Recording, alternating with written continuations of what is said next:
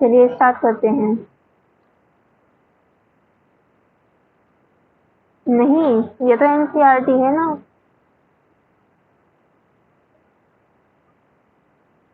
Yes, book ही देखनी है। देखो कल जो है आपका टेस्ट होगा ना एनसी इसका, मतलब क्रॉप प्रोडक्शन एंड मैनेजमेंट का चैप्टर, इस चैप्टर का क्या होगा, हमारा टेस्ट होगा। तो इसको आज हम कंप्लीट कर लेंगे, फिर उसके बाद इसको एनसीईआरटी से ही लर्न करना होगा। देखो एनसीईआरटी से कुछ भी आ सकता है। The substances which are added to the soil in the form of nutrients for the healthy growth of plants are called manure and fertilizers. वो सब्सटेंस जिनको हम ऐड करते हैं सोयल के अंदर, किसकी फॉर्म में, न्यूट्रिएंट्स और हेल्थी, किसके लिए, हेल्थी ग्रोथ के लिए प्लांट्स की, उसी को हम क्या बोलते हैं, मैन्यूर और फर्टिलाइजर्स बोलते हैं। अब देखो, बूझो फिर कुछ कहना चाहता है हमसे। I saw a healthy crop growing in a farm. मैंने क्या देखा, एक हेल्थी क्रॉप को देखा, किसमें, एक ग्रोइंग फार्म के अंदर। इन द नेबरिंग फार्म, उसका जो पड़ोसी था उसके फार्म में उसने देखा, द प्लांट्स वर वीक, जो प्लांट्स थे वो बहुत ज्यादा वीक थे। Why do some plants grow better than others. ये जो अदर प्लांट्स थे वो ग्रो, मतलब उनसे ज्यादा बेटर ग्रो कैसे कर रहे थे, क्यों कर रहे थे, ये उसने सवाल पूछा। Soil supplies mineral nutrients to the crop plants. जो सोयल होती है वो क्या करती है, मिनरल सप्लाई करती है न्यूट्रिएंट्स को क्रॉप प्लांट्स के अंदर। These nutrients are essential for the growth of plants. ये जो न्यूट्रिएंट्स होते हैं ये प्लांट्स की ग्रोथ के लिए क्या होते हैं, इसेंशियल होते हैं, जरूरी होते हैं। In certain areas farmers grow crop after crop in the same field. देखो अलग, मतलब कुछ एरिया के अंदर क्या होता है, फार्मर सेम सेम फील्ड के अंदर क्या करते हैं, अलग अलग क्रॉप्स को ग्रो करते हैं। The field is never left uncultivated और फैलो। जो फील्ड्स होती है, यानी कि जो फील्ड होते हैं वे कभी भी अनकल्टिवेट या फिर फैलो नहीं होते। Imagine what happen to the nutrients. सोचिए क्या होगा, न्यूट्रिएंट्स का क्या होगा, हमें ये सोचना है। Continuous cultivation of crops makes the soil poor in nutrients. यानी कि जो कल्टीवेशन होती है हमारी, वो कंटिन्यूअसली क्या करती है, कल्टीवेट होती रहती है। क्रॉप्स क्या करती है हमारी, सॉइल जिसमें, यानी कि जैसे हम न्यूट्रिएंट्स का क्या करते हैं, सॉइल पुअर हो जाती है हमारी, यानी कि कमजोर हो जाती है। तो क्या क्रॉप्स हमारी जो है कंटिन्यूअसली कल्टीवेट करती है उस चीज को। Therefore, farmers have to add manure to the fields to replenish the soil with nutrients. Therefore, जबकि हालांकि फार्मर्स क्या करते हैं, उसमें क्या करते हैं, मैन्यूर ऐड करते हैं फील्ड्स के अंदर, ताकि वो न्यूट्रिएंट्स के साथ सॉइल अच्छे से रिप्लेनिश हो सके। This process is called manuring.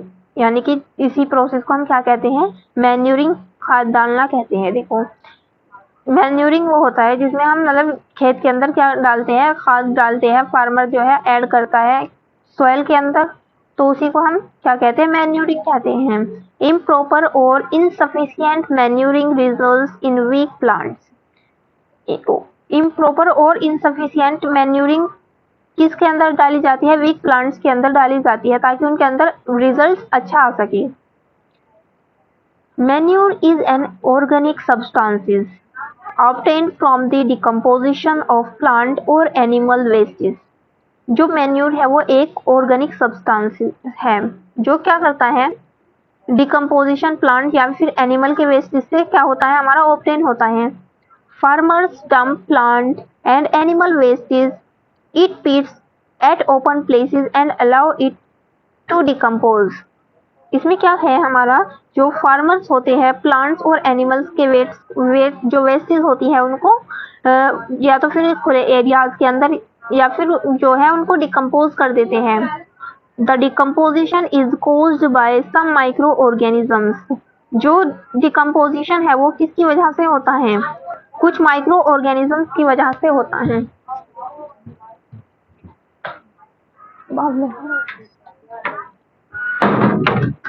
एक सेकंड।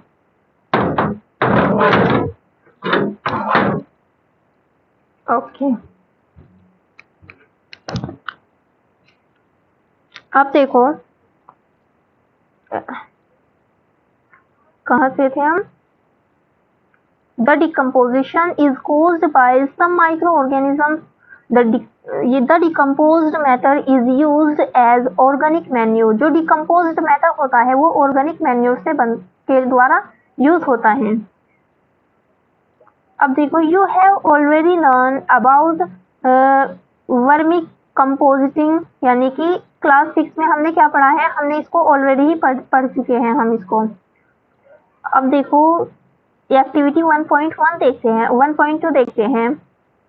टेक मूंग और ग्राम सीड एंड जर्मिनेट दैम। हमें क्या करनी है? मूंग और ग्राम सीड को लेना है और उनको क्या करनी है?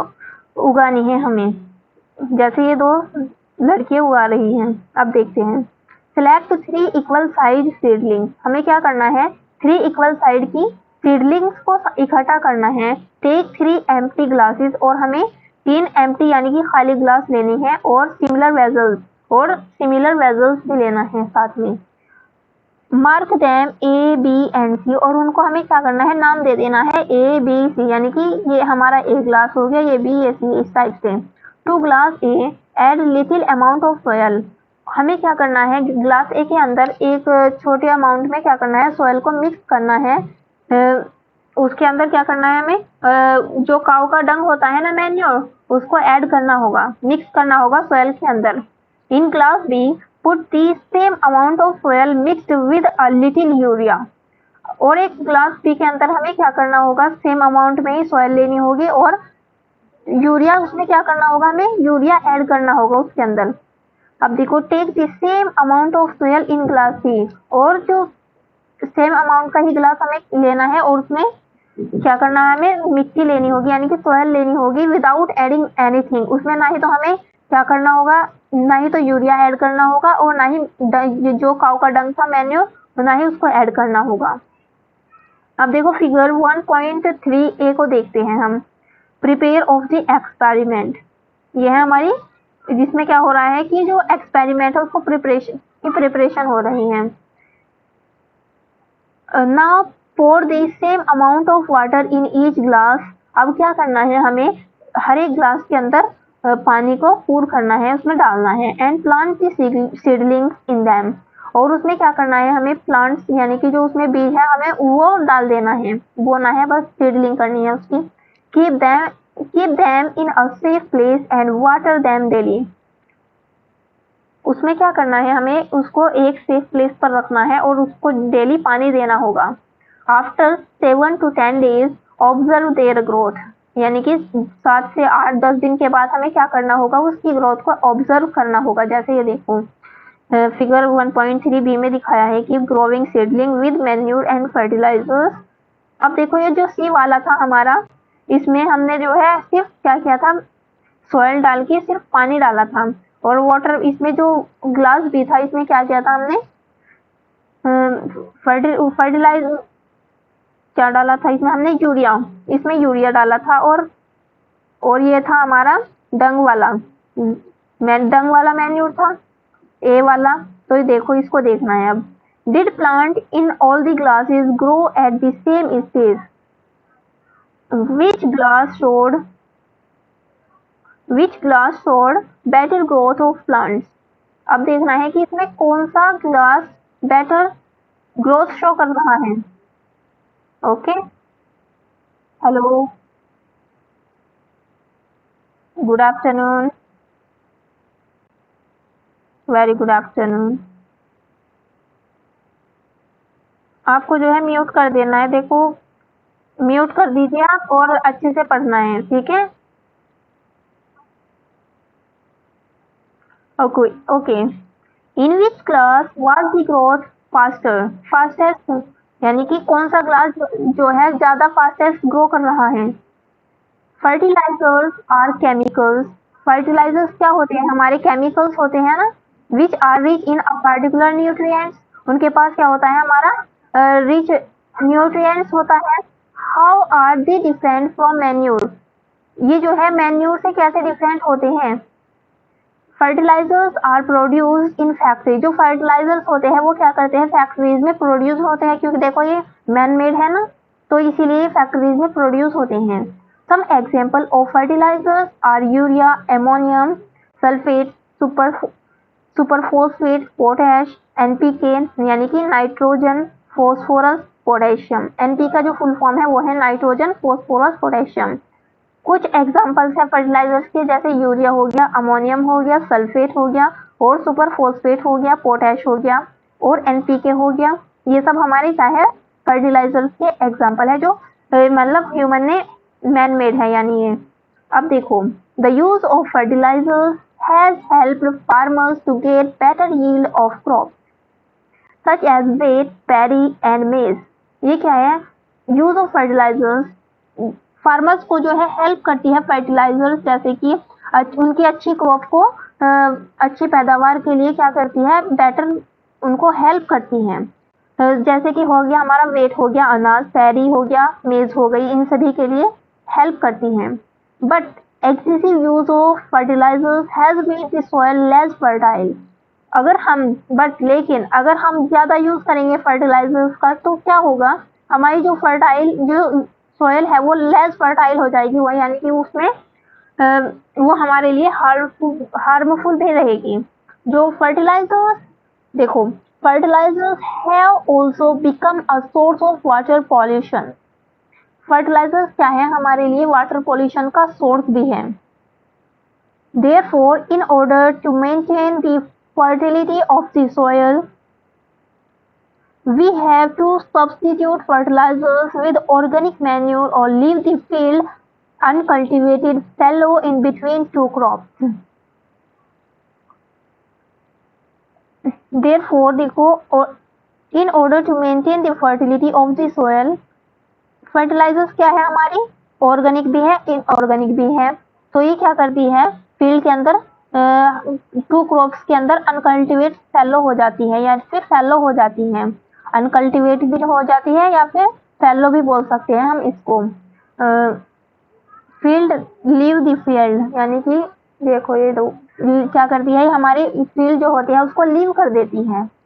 जो फर्टिलाइजर्स विद ऑर्गेनिक मैन्यूर के साथ जब ये ऐड हो जाती है ना, तो हमारा जो फैलो है ना क्रॉप, टू क्रॉप के बीच का, वो क्या हो जाता है? अनकल्टिवेट हो जाता है। The use of manure improve soil texture as well as its water retaining capacity. It replenishes the soil with nutrients. Another method of replenishing the soil with nutrients is through crop rotation. देखो, मैंने बताया, आप एक बच्चे ने पूछा था, class ने पूछा था शायद, कि जो क्रॉप रोटेशन है वो क्या होती है। अब देखो, यहाँ पे इसका पता चल जाएगा। वो वैसे मैंने समझाया भी था कि क्रॉप प्रोडक्शन ऐसे भी होती थी। मैं अभी उसका वो भी दिखाऊंगी डायग्राम भी। जो है क्रॉप यानी कि जो रिप्लेनिशिंग सॉयल है न्यूट्रिएंट्स के साथ क्या होता है, उसका अनदर मेथड है ये हमारा, जिसको हम क्रॉप रोटेशन बोलते हैं। This can be done by growing different crop alternately. इसमें क्या होता है कि जो अलग अलग तरह की क्रॉप क्या होती है, उगाई जा सकती है इस क्रॉप रोटेशन के अंदर। Earlier farmers in northern India used to grow legumes as fodder in one season and wheat in the next season. जो पहले के किसान होते थे नॉर्थन इंडिया के अंदर, वो क्या करते थे?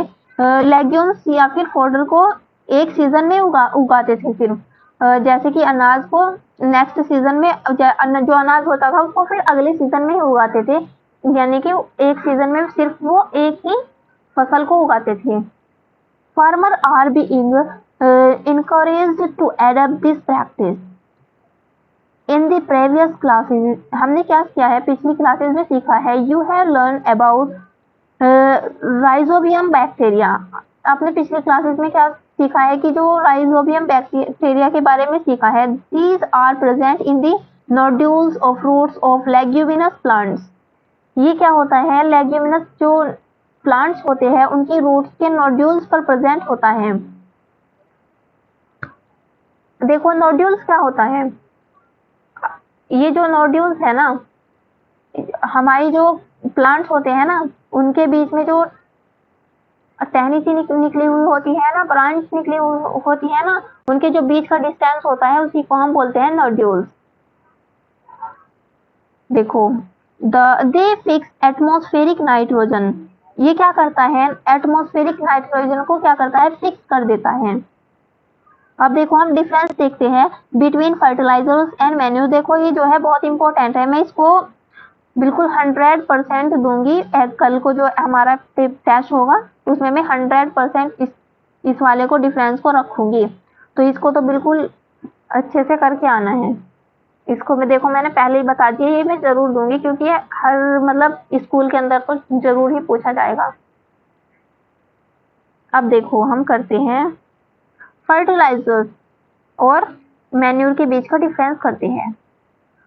फर्स्ट पॉइंट है हमारा फर्टिलाइजर्स का, fertilisers is a man made inorganic salt. ये जो है हमारा मैन मेड इनऑर्गेनिक सॉल्ट है fertiliser. Fertiliser is prepared in factories. Second point हमारा जो फर्टिलाइजर्स है वो फैक्ट्रीज में प्रिपेयर किया जाता है। और थर्ड पॉइंट है हमारा fertilisers does not provide any humus to the soil. ये जो फर्टिलाइजर्स होता है ना, ये सोयल को ह्यूमस प्रोवाइड नहीं करता है। एंड फोर्थ पॉइंट है हमारा fertilisers are very rich in plant nutrients like nitrogen, phosphorus and potassium.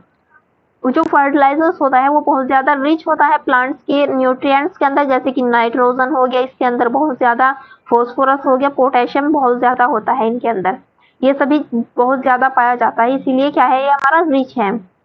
अब देखो मैन्यूर देखते हैं, हम मैन्यूर का डिफरेंस देखते हैं। मैन्यूर क्या है, एक नेचुरल सब्सटेंस है जो जिसके कैटल के डंग से डिकम्पोज होता है और प्लांट के रेजिड्यू से क्या होता है हमारा डिकम्पोजिशन होता है इसका।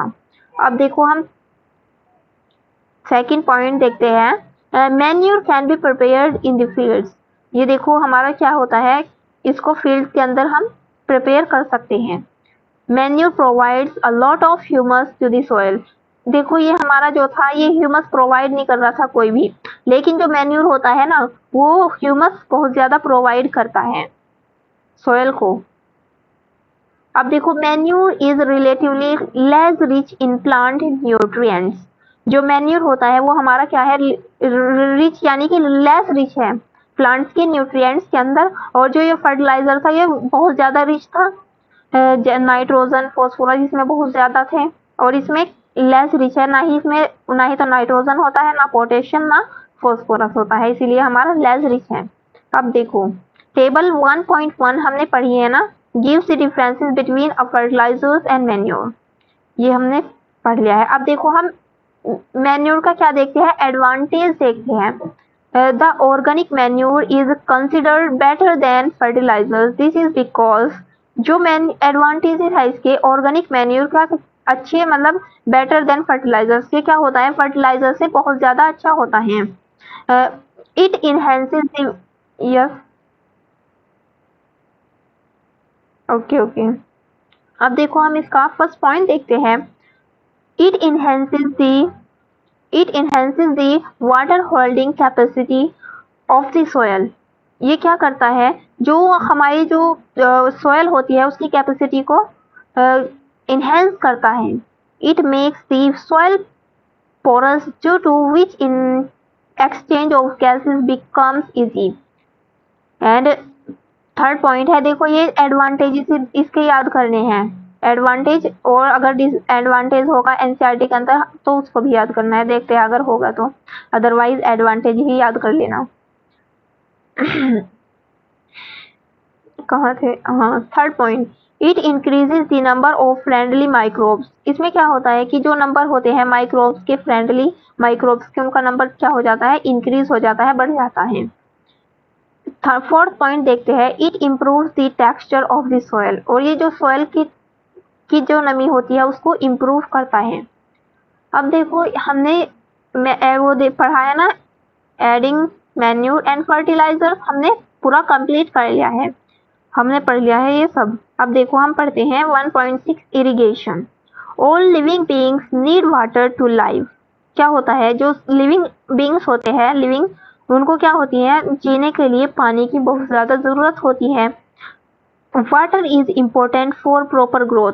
जो वाटर है, हमारा पानी है, उस प्रॉपर ग्रोथ के लिए हमें बहुत ज़्यादा इम्पोर्टेंट है और हमारी डेवलपमेंट के लिए भी। Water is absorbed by the plant roots. जो वाटर होते हैं, जो प्लांट्स की रूट होती है, उसको वाटर क्या रूट के द्वारा क्या करते हैं, एब्जॉर्ब कर लेते हैं।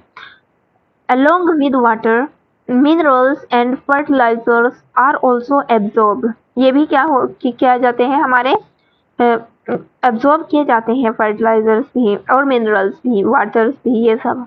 अब देखो, प्लांट्स कंटेन नियरली 90% वाटर। जो प्लांट्स होते हैं वो लगभग 90% वाटर कंटेन करते हैं। Water is essential because germination of seeds does not take place under dry conditions. Nutrients dissolved in water are transported to each part of the plant. इसमें क्या है कि जो वाटर है हमारे लिए बहुत ज़्यादा इसेंशियल है, ज़रूरी है, बिकॉज क्योंकि जो जर्मिनेशन ऑफ सीड है वो ड्राई कंडीशन में नहीं हो सकती, यानी कि जो अगर हम सूखी ज़मीन में कुछ भी चीज़ उगाएंगे ना तो वो हमारा नहीं हो पाएगा ना, तो इसीलिए हमें वाटर हमारे लिए इसेंशियल है। Nutrients dissolved in water are transported to each part of the plant.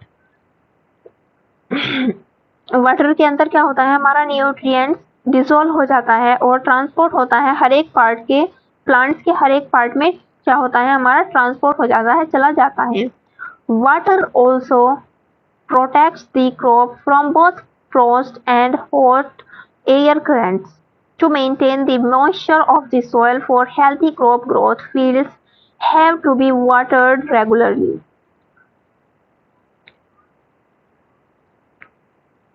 Water क्या करते हैं, क्रॉप को प्रोटेक्ट भी करते हैं और frost and hot air current पर क्या करते हैं, दोनों के लिए भी प्रोटेक्ट करते हैं, मतलब हमें क्या करते हैं, हॉट एयर करंट से भी बचाते हैं, प्रोटेक्ट करते हैं। To maintain the moisture of the soil for healthy crops, और जो हमारी मॉइस्चर सॉइल की, जो हेल्थी सॉइल के लिए क्या करते हैं, हेल्थी क्रॉप ऑफ सॉइल के लिए मॉइस्चर मेंटेन करते हैं, और हमारा जो वाटर है, इस फील्ड्स को हमें क्या करना होता है, रेगुलरली पानी देना होता है, वाटर्ड करना होता है।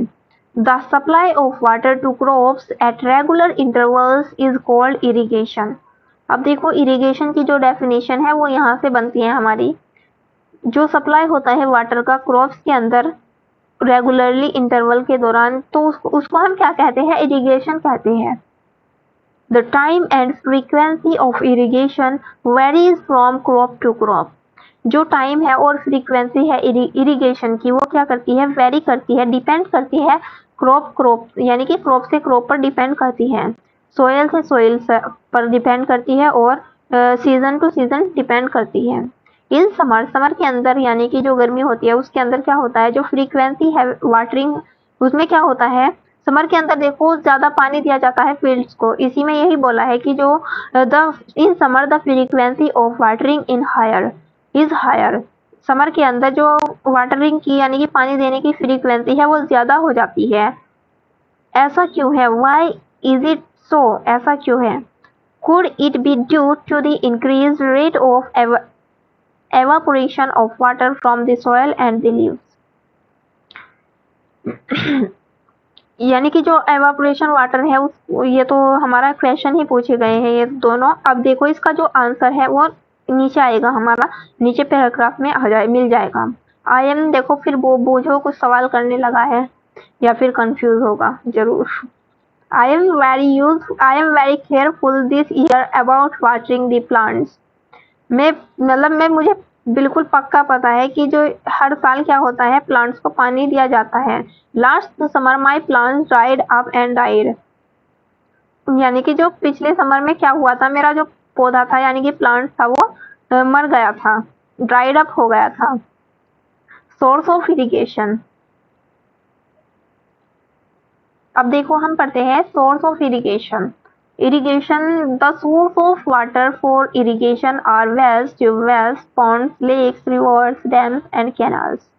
अब क्या होती है, जो सोर्स है हमारे इरिगेशन के, जो हम पानी देते हैं जिन चीज़ों से, उसका जो मतलब उपकरण है या फिर सोर्स बोल सकते हैं, वो है हमारा वेल्स हुआ, कुएं हो गए हमारे, ट्यूबवेल्स यानी कि जो ट्यूबवेल्स होती है ना, जिसको हम क्या बोलते हैं, ट्वेल्व बोलते हैं, वो है पॉन्ड्स। पॉन्ड्स हो गए हमारे तालाब, लेक्स हो गई, रिवर्स, डैम्स एंड कैनाल्स। ये है हमारे, देखो ये है हमारा मॉट, इसको हम मॉट बोलते हैं।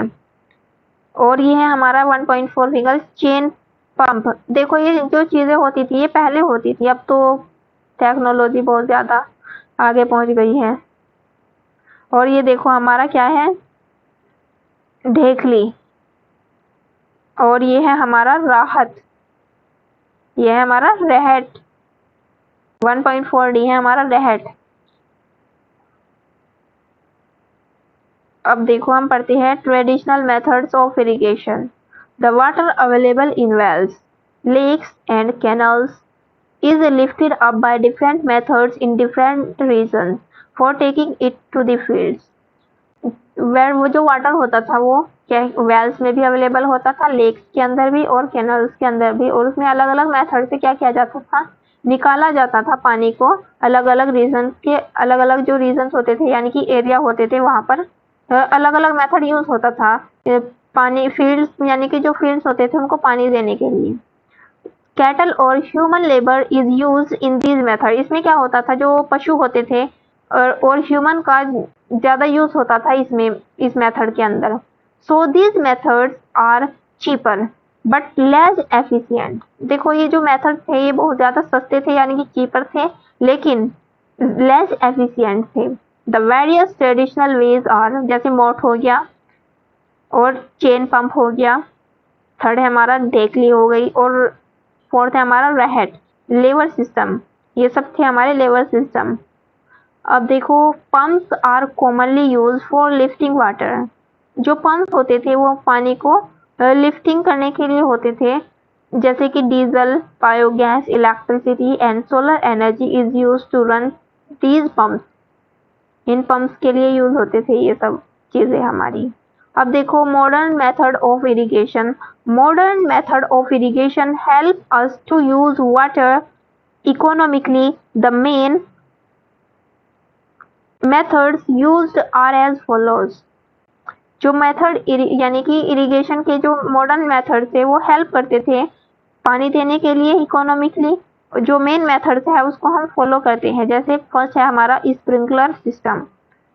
स्प्रिंकलर सिस्टम है हमारा, this system is more useful on the uneven land where sufficient water is not available। देखो जब तक हम, अभी मैं एक बात बताती हूँ आपको, जब तक हम एनसीईआरटी को लाइन बाय लाइन नहीं पढ़ते हैं ना तो हमें कुछ नहीं समझ में आता है। अगर हम नोट्स से पढ़ते हैं ना, मतलब नोट्स से हमने पढ़ लिया, सिर्फ मतलब उसके स्कूल के लिए पढ़ लिया, लेकिन जब तक हम इसकी एनसीईआरटी की लाइन को नहीं समझेंगे तब तक मतलब हमारी जो पढ़ाई है वो अधूरी रहती है। मतलब जो एमसीक्यूज होते हैं वो सिर्फ एनसीईआरटी की लाइन से ही आते हैं। और आगे चलकर देखना आप 9th और 10th में, 11th में, 12th में आप जब पढ़ोगे ना एनसीईआरटी को, एक बार पढ़ने से काम भी नहीं चलेगा, कम से भी कम 5-5, 6-6 बार पढ़नी पड़ती है एक एक चैप्टर को। अब देखो, अब मतलब ऐसे पढ़ना होता है बहुत ही ज़्यादा। देखो अलग से भी नोट्स बनाने होते हैं वहाँ पे, और फिर जो हमारी बुक होती है ना वहाँ भी अलग से ही नोट्स बनाने होते हैं, तो बहुत ज़्यादा मेहनत करनी होती है। देखो और ये हर मतलब हर उसके जो एस्पायरेंट्स होता है, जैसे जी और नीट का एस्पायरेंट होता है ना, उसके लिए तो बहुत ज़्यादा हेल्पफुल रहता है। मतलब अभी से प्रैक्टिस करनी चाहिए हमें एनसीईआरटी पढ़ने की, लाइन बाय लाइन, मतलब उसके डीप में जाना चाहिए। तो अभी से अच्छे से मतलब एनसीईआरटी को पढ़ना चाहिए हमें, ताकि हमें आगे चलकर उसकी वो रहे प्रैक्टिस। देखो अब हम पढ़ते हैं sprinkler system. This system is more useful on the uneven land where sufficient water is not available. The perpendicular pipes having rotating nozzles on top are joined to the main pipeline at regular intervals. देखो इसमें क्या है कि यह जो system है ये बहुत ज़्यादा यूजफुल है हर एक लैंड के लिए जहाँ सफिशिएंट वाटर अवेलेबल नहीं है। जैसे रेगिस्तान हो गया, वहाँ पे जो है पानी की बहुत ज़्यादा कमी रहती है। The perpendicular pipes having rotating nozzles, जो परपेंडिकुलर पाइप होता है उसमें क्या होता है, हमारी टॉप पर नोजल्स होती है रोटेट करने की, और वो ज्वाइन होता है एक मेन पाइपलाइन से जो रेगुलर इंटरवल्स के लिए होती है। When water is allowed to flow through the main pipe under pressure with the help of a pump, इसमें क्या होता है कि पंप की हेल्प से मेन पाइप को क्या किया जाता है, प्रेस किया जाता है। It escapes from the rotating nozzles, ये हमें क्या करता है, जो रोटेटिंग नोजल्स होती है उससे बचाता है। It gets sprinkled on the crop as if it is raining. Sprinkler is very useful for lawns, coffee plantation and several other crops. It gets sprinkler, इसमें क्या होता है कि जो क्रॉप होती है उनको स्प्रिंकलर किया जाता है, और रेनिंग यानी कि इफ इट इज रेनिंग, अगर बारिश हो रही हो तो जो पानी निकाला जाता है ना, वो इसी के पाइप से ही निकाला जाता है। अब देखो कहाँ से थे हम, हाँ यहाँ से थे। स्प्रिंकलर इज वेरी यूजफुल, इसमें क्या होता है, जो स्प्रिंकलर है वो किस किस के लिए यूज होता है, लॉन्स के लिए यूज होता है, कॉफी प्लांटेशन के लिए। देखो कॉफी प्लांटेशन के लिए भी बहुत ज़्यादा यूजफुल है हमारा ये, और अदर क्रॉप्स के लिए भी बहुत ज़्यादा यूजफुल है, लेकिन ज़्यादातर ये हमारा कॉफी प्लांटेशन और लॉन्स के लिए ही होता है। ड्रिप सिस्टम सेकंड है हमारा drip system. Drip system, in this system, इस सिस्टम में क्या है, the water falls drop by drop directly near the root, इसमें क्या होता है कि जो पानी की जो बूंदें होती है वो डायरेक्टली रूट के पास में गिरती है जाकर। So it is called drip system, इसीलिए इसको हम क्या बोलते हैं, ड्रिप सिस्टम बोलते हैं। It is the best technique for watering fruit plants, यह क्या है, एक बहुत अच्छी टेक्निक है पानी देने की फ्रूट्स के अंदर, गार्डन्स के अंदर और ट्रीज के अंदर। जैसे कि हम फिगर 1.5 देखते हैं, बी वाला पार्ट, ये रहा। इसमें देखो ये पाइपलाइन लगी हुई है और डायरेक्टली किससे अटैच है, देखो यहाँ पर डायरेक्टली पौधों से, मतलब जमीन के अंदर ही अटैच है, और डायरेक्टली किससे अटैच है, हमारी रूट से अटैच है। इसीलिए डायरेक्टली क्या जाता है, हमारा जो पानी होता है रूट के बिल्कुल नियर जाता है। अब देखो water is not wasted at all, it is a boon in region where availability of water is full। ये जो है इसमें क्या होता है, पानी का वेस्ट नहीं होता है, इसमें सारा पानी, इसमें क्या होता है, ये किस मतलब ज़्यादातर ये कहाँ पर होता है ना, इसकी अवेलेबिलिटी कहाँ पर है, जहाँ पे पानी की बहुत ज़्यादा कमी है, उसी जगह पे ये ज़्यादातर हमारा होता है, उसी रीजन पर। अब देखो हमारा है 1.7 प्रोटेक्शन फ्रॉम वीड्स, हमें क्या करना है, अनवांटेड जो प्लांट्स होते हैं उनसे कैसे प्रोटेक्ट करना है, प्रोटेक्शन पानी है। बूझो एंड पहेली went to a nearby wheat field and saw that there were some other plants in the field growing along with wheat plants। बूझो और पहेली क्या अपने आसपास के जो वेट प्लांट्स थे, फील्ड थे, उनके पास गई और देखा उसमें क्या था, हमारे दूसरे प्लांट्स खेत के अंदर क्या थे, दूसरे प्लांट्स भी उनको दिखे उसके अंदर। Growing along with weight plants, यानी कि जो वेट प्लांट्स थे उनके साथ ही जो अदर अनवांटेड वेट यानी कि वेड्स थे, अनवांटेड प्लांट्स थे, वो भी उनको दिखे। अब देखो बूझो ने फिर कुछ इसको कुछ हुआ, मतलब इसमें कुछ कह रहा है, अभी इसकी सुन लेते हैं पहले हम। Have these other plants been planted purposely, अब देखो ये क्या कह रहा है कि जो अदर प्लांट्स होते हैं क्या इनका भी कोई पर्पस होता है। In a field many other undesirable plants may grow naturally along with the crop, अगर फील्ड के अंदर क्या होता है, बहुत सारे अनडिजायरेबल प्लांट्स ग्रो करेंगे नेचुरली, तो these undesirable plants are called weeds, उन्हीं को हम क्या कहेंगे, अनवांटेड यानी कि वीड्स कहेंगे। इन अनडिजायरेबल प्लांट्स या फिर अनवांटेड प्लांट्स ही बोलेंगे हम इनको, मतलब ये कैसे भी मतलब कहीं भी उड़ गया है ना, तो इनको हम अनवांटेड प्लांट्स बोल देते हैं। The removal of weed is called weeding, जैसे हमने वीड्स को यानी कि अनवांटेड प्लांट को क्या कर दिया, रिमूव कर दिया, तो उसको हमने क्या बोल दिया, वीडिंग बोल दिया। Weeding is necessary since weeds compete with the crop plants for water, nutrients, space and light. ये क्या करती है weeding? Weeding क्यों जरूरी है, यानी कि जो रिमूवल है इनका, अनवांटेड प्लांट्स का रिमूवल है, वो हमारे लिए बहुत ज़्यादा नेसेसरी है, क्योंकि जो ये क्या करती है, हमारी वाटर, न्यूट्रिएंट्स, स्पेस और लाइट को क्या करती है, प्लांट्स के अंदर जाने से रोकती है। यानी कि जो हम पानी देते हैं ना, वो सारा जो हम खाद वाद डालेंगे, मतलब जो मैन्योर डालेंगे, वो सब ये एब्जॉर्ब कर लेगा, जो हमारी रियल क्रॉप होगी ना, उसके पास तक ये जाने नहीं देगा। तो इसीलिए हम इसको क्या करते हैं, रिमूव कर देते हैं। Thus they affect the growth of the crop. Some weeds interfere even in harvesting and may be poisonous for animals and human beings. कुछ weeds क्या करती है, जो हार्वेस्टिंग, हमारी जो फसल होती है, पकी हुई फसल, उसमें क्या करती है, इंटरफेयर कर देती है, और क्या होती है, हमारे लिए पॉइजनस भी हो सकती है, एनिमल्स के लिए भी और ह्यूमन के लिए भी। Farmers adopt many ways to remove weeds and control their growth. जो फार्मर्स होते हैं वो अलग अलग तरीके अपनाते हैं इन सभी को वीड्स को कंट्रोल करने के लिए और रिमूव करने के लिए। Tilling before sowing of crops help in uprooting and killing of weeds. देखो, टिलिंग से पहले क्या होता है कि जो हमारी क्रॉप्स होती हैं, क्रॉप्स क्या, सोविंग क्रॉप्स होती है ना, वो हेल्प करती है अपरूटिंग या फिर किलिंग ऑफ वीड्स को हेल्प करती है। जो हम टिलिंग करते हैं ना, देखो मैंने ऊपर बताया था, जो हम ट्रैक्टर से, टिलर से करते हैं ना, वो इसी वजह से होता है, ताकि जो हमारी वीड्स होती है वो रिमूव हो जाए। Which may then dry up and get mixed with the soil.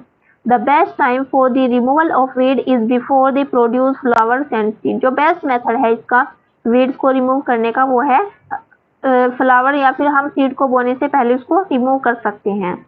The manual removal includes physical removal of weeds by uprooting or cutting them close to the ground.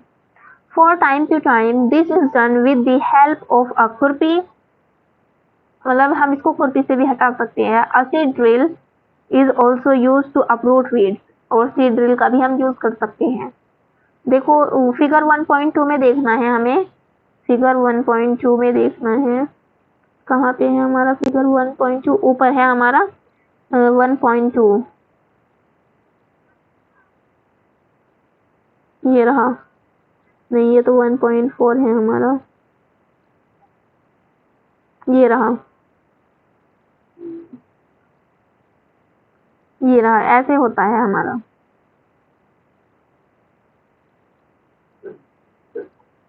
अब चलते हैं आगे।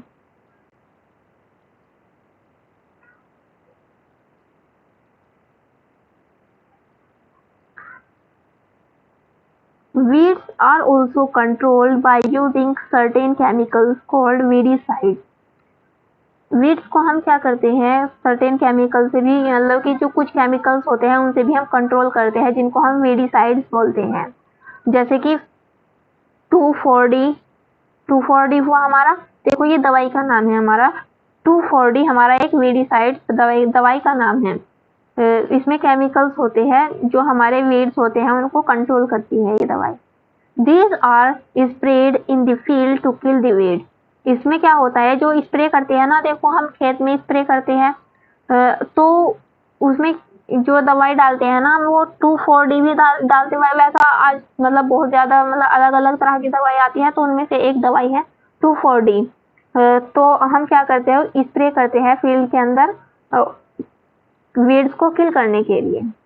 They do not damage the crops. इसलिए क्या करती है, crops को damage नहीं करती है, यानी कि उनको खराब नहीं करती है, सिर्फ क्या करती है,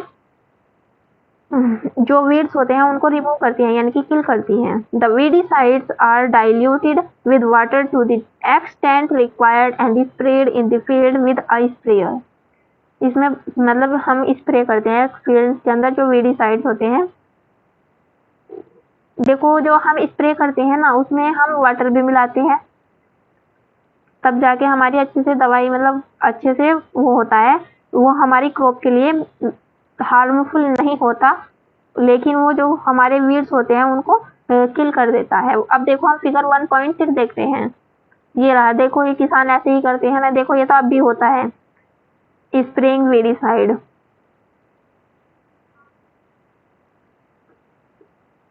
मतलब ज़्यादातर अब तो इसी का यूज़ होता है। ये तो अब देखो फिर बोझो आ गया है, इसको फिर से पढ़ना होगा। Do weedicide have any effect on the person handling the weedicide sprayer?